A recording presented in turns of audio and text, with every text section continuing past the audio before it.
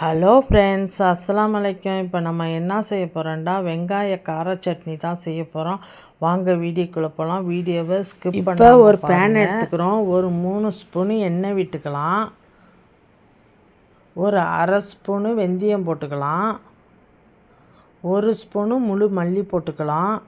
ரெண்டையும் பொன்னிறமாக வறுத்து எடுத்துக்கலாம். எல்லாத்தையும் அள்ளிக்குவோம் ஒன்றும் இல்லாமல். எல்லாத்தையும் வறுத்து எடுத்துக்கிட்டாச்சா. இப்போ அதே பேனில் 10 வரமிளகாய் எடுத்திருக்கேன். நான் காஷ்மீர் மிளகாய் தான் எடுத்திருக்கேன். உங்கள்கிட்ட காஷ்மீர் மிளகாய் இல்லாக்கட்டி சாதா மிளகாய் கூட சேர்த்துக்கலாம்.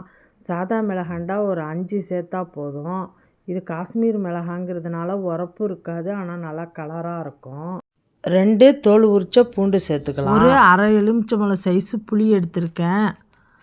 அதையும் பூண்டையும் புளியும் நல்லா வதக்கிக்கலாம். வதக்கிக்கிட்டு அதையும் அள்ளிடலாம். அப்படியே அதையும் அப்படியே எடுத்துருங்க. வீடியோ பார்க்குறீங்க, சப்ஸ்கிரைபே பண்ண மாட்டேங்கிறீங்க. சப்ஸ்கிரைப் பண்ணிவிட்டு பாருங்கள். அப்போ தான் நான் போடுற வீடியோலாம் உங்களுக்கு நோட்டிஃபிகேஷன் வரும். இப்போ அதே பேனில் ஒரு 2 ஸ்பூன் எண்ணெய் விட்டு 3 பல்லாரி வெங்காயத்தை சின்ன சின்னதாக கட் பண்ணியிருக்கேன். அது கூட ஒரு ஸ்பூனு உப்பு போட்டிருக்கேன், உப்புத்தூள் போட்டிருக்கேன். அதையும் சேர்த்துக்கிட்டு வதக்குவோம். அப்போ தான் உப்புத்தூள் போட்டால் தான் நமக்கு சீக்கிரம் வதங்கும். எல்லாம் வதங்கணுன்னா இப்போ வதக்கி வச்ச மிளகாய், புளி, பூண்டெல்லாம் தூக்கி அதோட சேர்த்துக்குவோம். சேர்த்துக்கிட்டு ஒரு கிளறி விடுவோம். கிளறி விட்ட பிறகு அரை டம்ளர் தண்ணி ஊற்றி இதை வேக விடுவோம். இந்த மிளகாலாம் நல்லா வெந்துச்சுட்டா நமக்கு அரைக்கும் போது நல்லா நைஸாக இருக்கும். இது நல்லா வேகட்டும். இந்த மிளகா வெங்காயம்லாம் நல்லா வெந்துருச்சுன்னா இந்த சட்னி ரொம்ப நல்லாயிருக்கும். 3 இட்லி சாப்பிட்றவங்க இந்த சட்னி இருந்தால் 5 இட்லி கூட சாப்பிடுவாங்க. இந்த மாதிரி ஸ்கூலுக்கு போகிறவங்களுக்கு, வேலைக்கு போகிறவங்களுக்கெல்லாம் இந்த சட்னி பண்ணி கொடுத்தா நல்லா விரும்பி சாப்பிடுவாங்க. இது அப்படியே ஆறட்டும். ஒரு மிக்ஸி ஜார் எடுத்துக்குவோம். நம்ம வதக்கி வச்சதெல்லாம் இதில் போட்டு நம்ம ஒரு பல்ஸ் விட்டு அரைச்சிட்டு வந்துடலாம். தண்ணி ஊற்றணுன்ட்டு தேவையில்லை, இதிலே தண்ணி இருக்குது. அந்த தண்ணியோடையே நம்ம அரைச்சிட்டு வந்துடுவோம். உப்புலாம் போட்டாச்சு. இப்போ நம்ம தாளிப்பு மட்டும்தான் கொடுக்கணும். இதை நம்ம அரைச்சிட்டு வந்துடுவோம்.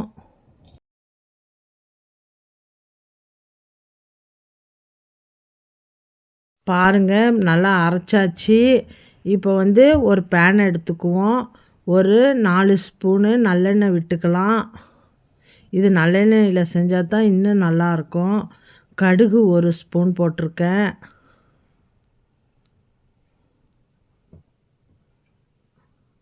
அப்புறம் உளுந்து 1 ஸ்பூன் போட்டிருக்கேன்.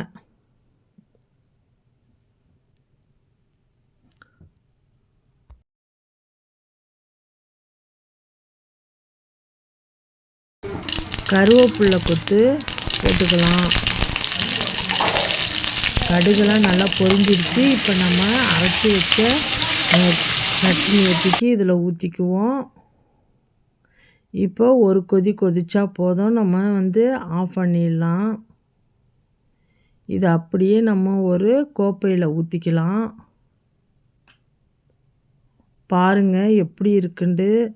இது இட்லி, தோசைக்கெல்லாம் இது அவ்வளோ அல்டிமேட்டாக இருக்கும். இந்த மாதிரி ஸ்கூலுக்கு போகிறவங்களுக்கெல்லாம் இந்த மாதிரி செஞ்சு கொடுத்தா லன்ச் டயத்தில் நல்லா சாப்பிட்டுட்டு வருவாங்க. நான் இன்றைக்கி ஆப்பம்தான் செஞ்சேன். அதுக்கு சைடிஷாக இந்த சட்னி வச்சு சாப்பிட்டுக்கிறேன்.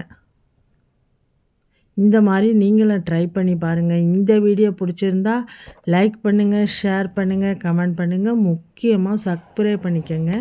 மீண்டும் இன்ட்ரெஸ்டிங்கான வீடியோட